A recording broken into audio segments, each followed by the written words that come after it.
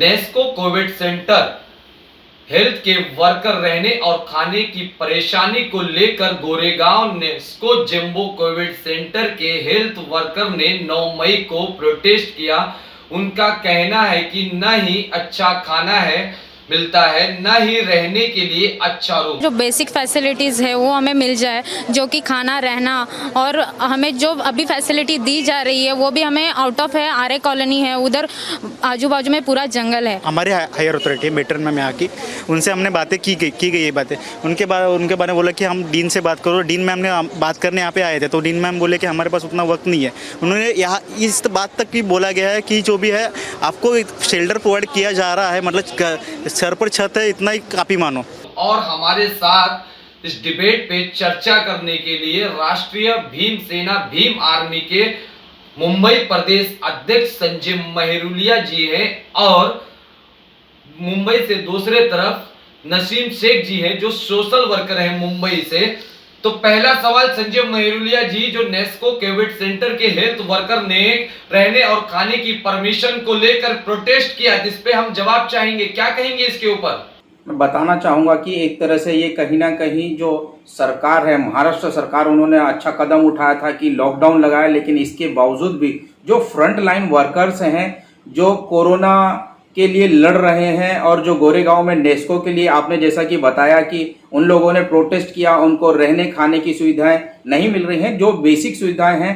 अगर हमारे महाराष्ट्र में जो महानगर पालिका है मुंबई की, अगर वो बेसिक सुविधाएं भी कोरोना के फ्रंट लाइन वर्कर्स को नहीं दे पा रही है, तो इस तरह से बहुत ही ये देखकर दुख हो रहा है। ऐसा नहीं होना चाहिए, बल्कि महानगर पालिका ने तुरंत ही इस पर एक्शन लेते हुए उन नर्सेस को जो भी बेसिक सुविधाएं हैं वो देनी चाहिए।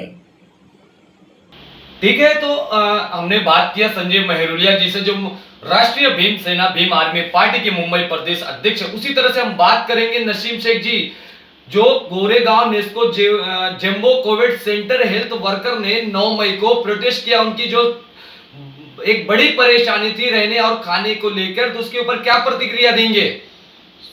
सर पहले नमस्कार, और मैं संजय मेहरुलिया साहब का भी बहुत बहुत अभिनंदन करता हूं कि इस डिबेट में आए।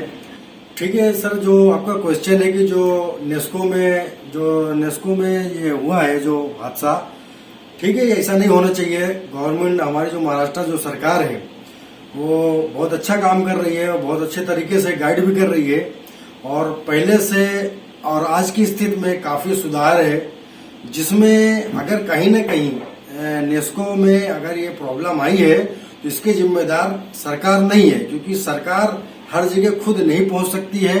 तो मैं यही कहना चाहूंगा कि इसमें जो इसके जो जिम्मेदार हैं वो कहीं न कहीं गलती कर रहे हैं। अगर वो गलती करते हैं और सरकार को अगर ये बात को मालूम पड़ता है तो सरकार पूरी तरीके से एक्शन करेगी। और जो नर्सेज को प्रॉब्लम है, मैं महाराष्ट्र गवर्नमेंट और जो ये अघाड़ी सरकार है उससे अपील करूंगा कि इन लोगों की सुविधा जल्द से जल्द देनी चाहिए, क्योंकि आज जो स्थिति है कोरोना काल का, इसमें हमारे डॉक्टर्स और नर्स का बहुत बड़ी भूमिका है। और जो भी इनकी परेशानी है, महानगर पालिका को और जो नेस्को के जो संचालक है, जो लोग भी हैं, इसके जो है ध्यान दें। बस मैं यही बात अपना कहना चाहूंगा। संजय मेहरुलिया जी की इसके अंदर जो नर्सेस हैं, जो स्टाफ थे, उनको कहीं ना कहीं जो समस्या थी रहने और खाने को लेके फैन की, आखिर इस पे किसकी लापरवाही है?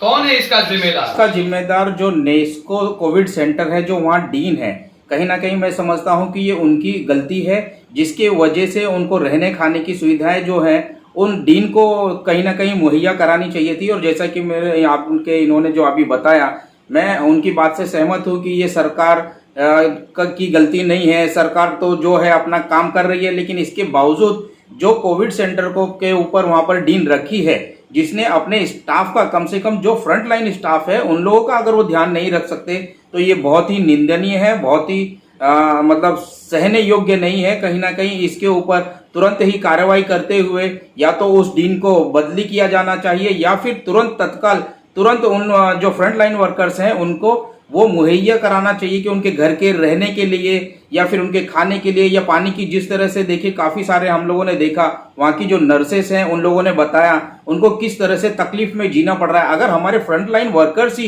इस तरह से रहेंगे तो वो हम लोगों को यानी देश में बाकी लोगों को कोरोना वैक्सीन या बाकी काम कोरोना से वो कैसे लड़ेंगे?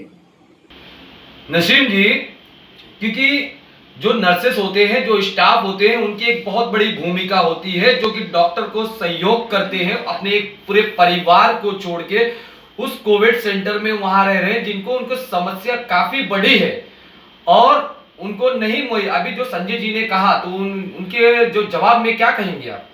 सर, हमारी जो महाराष्ट्र की जो सरकार है, आज जो ये स्थिति पैदा हुई है, तो मैं ये चाहूँगा कि ऐसा दोबारा ना हो, इस पे जो है सरकार संज्ञान ले। और संजय मेहरुलिया साहब जो बात कर रहे हैं वो जनहित के लिए है और मैं एक समाज सेवा के नाते मैं संजय मेहरुलिया साहब का भी बात की समर्थन करता हूँ, लेकिन मैं सरकार से ये भी मांग करता हूँ कि जो तकलीफ आज उनको हुई है, इसी तरीके से अगर कल किसी को होगा तो जो आम पब्लिक है वो किधर जाएगा? वो बहुत ही परेशान है। इसलिए संजय मेहरुलिया साहब जो कदम उठा रहे हैं और महाराष्ट्र की जनता के लिए बहुत सही है। और हम भी जो सोशल वर्किंग है हम भी करते हैं, लोगों के बीच में जाते हैं, देखते हैं, बहुत सी समस्याएं होती हैं। लेकिन सर, इसका मतलब नहीं है कि गवर्नमेंट को इस तरीके से जो है प्रोसेस करना चाहिए। पहले गवर्नमेंट को जो एक संविधान है, पहले आप नोटिस देना चाहिए, आप उनसे मांग करनी चाहिए, लिखित में आपको जवाब तलब करना चाहिए। सरकार के खिलाफ डायरेक्ट मोर्चा नहीं खोलना चाहिए। ठीक है, आपने अगर जो किया है तो सरकार उस पर खरा उतरने की कोशिश करेगी। यहाँ पे एक अहम सवाल उठता है, मैं दोनों जन से पूछना चाहूंगा। एक रूम में 8 लोगों को रहना पड़ता है, रूम में सबके लिए बेड नहीं है, वेंटिलेशन का इशू है, फैन की कमी है। ऐसे ही बेसिक प्रॉब्लम को लेकर नेस्को कोविड जेम्बो सेंटर को सभी हेल्थ वर्कर ने 9 मई को प्रोटेस्ट किया। एक बहुत बड़ी शर्म की बात है सरकार के लिए। क्या कहेंगे संजय जी? फैजल जी, मैं सबसे पहले आपके जरिए आज मैं आपके चैनल के माध्यम से मैं सरकार से मांग करना चाहूँगा कि जो ये फ्रंट लाइन वर्कर्स हैं, जो नेस्को में प्रोटेस्ट हुआ इन वर्कर्स ने किया, ये कहीं ना कहीं जब कई सारे हमें ऐसी भी सुनने को मिले कि इन फ्रंट लाइन वर्कर्स को भी कई बार कोरोना हो गया है और इनके जो कुछ सहयोगी हैं वो भी उसी कोरोना सेंटर में एडमिट हैं। इसके बावजूद भी वहाँ के डीन उन्हें एब्सेंट दिखाकर उनकी सैलरी कट कर रहे हैं। तो मेरी वहाँ के डीन और बाकी जो सरकार का या प्रशासन है उससे मांग रहेगी कि हमारे फ्रंट लाइन वर्कर्स की कम से कम एब्सेंट दिखाकर, क्योंकि वो ऑन ड्यूटी थे जब उन्हें ये सब प्रॉब्लम हुआ, ऑन ड्यूटी में अगर उन्हें कोरोना जैसी हो जाता है तो कहीं ना कहीं उसके लिए हमें उन्हें सहयोग देना चाहिए, ना कि उनकी जो तनख्वाह है, सैलरी है, वो सब कट करना चाहिए। तो मेरी प्रशासन से भी यही मांग रहेगी कि उनकी सैलरी भी कट ना कराएं और उनकी जो बेसिक मांगे हैं उनको भी पूरा किया जाए। संजय जी, एक सवाल है, आखिरी सवाल है कि राष्ट्रीय भीम सेना और भीम आर्मी, अगर इन नर्सों को इंसाफ नहीं मिला, इन स्टाफ को जो फ्रंट लाइन वर्कर है, अगर इनको इंसाफ सरकार से या महाराष्ट्र शासन प्रशासन से नहीं मिला तो राष्ट्रीय भीम सेना और भीम आर्मी इसके लिए कितना खरा उतरेगी? अगर मैं आपके जरिए बोलना चाहूंगा कि नेस्को के जो भी स्टाफ हैं, अगर जल्द से जल्द उन लोगों को जो उन लोगों ने मांगे की हैं वो सुविधाएं अगर उन्हें नहीं दी जाती और हमें ये पता चलता है तो हम लोग भारी संख्या में फिर हम लोग ये जो कोरोना का पालन है इसको तो पालन करते हुए लेकिन वहां पर धरना प्रदर्शन करेंगे। और जो कोविड सेंटर में काम करने वाले फ्रंट लाइन वर्कर्स हैं, सिर्फ नेस्को के ही नहीं बल्कि पूरे महाराष्ट्र में या पूरे देश में जहां भी फ्रंट लाइन वर्कर्स काम कर रहे हैं, अगर उनको बेसिक सुविधाएं नहीं दी जाती उसके खिलाफ जोरदार आंदोलन करेगी भीमसेना भीम आर्मी। देखा कि हमने जो चर्चा थी, हमारे दो यहाँ पे जो सही हमारे चैनल पे आए थे दो पार्टियों से, जैसे कि भीम आर्मी के जो भीम सेना पार्टी के मुंबई प्रदेश अध्यक्ष और मुंबई से सोशल वर्कर नसीम शेख जी, हमने नेस्को पे चर्चा की जो नर्सों के साथ एक अत्याचार हो रहा है कहीं न कहीं। वहीं पे संजय मेहरुलिया जी ने कहा कि अगर इनको इंसाफ नहीं मिला तो बड़े पैमाने पे भीम सेना और भीम आर्मी यहाँ पे आंदोलन करेगी, कोरोना को पालन करते हुए और उनके साथ खड़ी रहेगी। इसी तरह से देश प्रदेश। फैजल जी, मैं जाने से पहले एक बार और आपसे कुछ गुजारिश करना चाहूंगा आपके चैनल के माध्यम से। वो कहीं ना कहीं कई बार ये खबरें आ रही थी कि रोड पर चलते हुए जो गाड़ियां हैं जैसे बाइक्स या कार, उन्हें रोक रोक कर वैक्सीन लगाई जा रही है। तो तो मुझे ऐसा लगता है कि कहीं ना कहीं जो मुंबई की महापौर है ये सब क्या दिखावा कर रही हैं कि अपने फ्रंट लाइन वर्कर्स की तुम लोग जो नॉर्मल सुविधाएं हैं वो तक तुम्हें दी नहीं जा रही, तुमसे नहीं दी जा रही। तो मुझे लगता है कि अगर मुंबई की महापौर इस तरह से अनदेखा करेंगी तब उनके लिए ये बिल्कुल भी ठीक नहीं होगा।